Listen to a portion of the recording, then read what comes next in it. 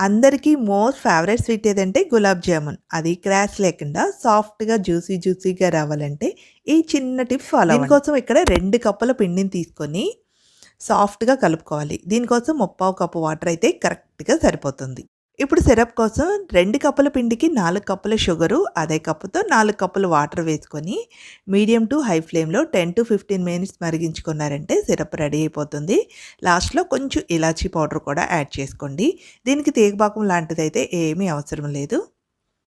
చేతికి కొంచెం oil apply చేసుకొని పిండిని కొంచెం తీసుకొని ఫస్ట్ గట్టిగా ప్రెస్ చేసి తర్వాత సాఫ్ట్‌గా ఎక్కడ క్రాక్స్ లేకుండా ప్రిపేర్ చేసుకోవాలి. ఇలా మిగతావన్నీ కూడా చేసుకోవాలి. ఇప్పుడు డీప్ ఫ్రైకి సరిపడా ఆయిల్ పెట్టుకొని కొంచెం హీట్ అయిన తర్వాత స్టవ్ ఆపేసుకొని ప్రిపేర్ చేసుకున్న గులాబ్ జామున్లు వేసుకోవాలి.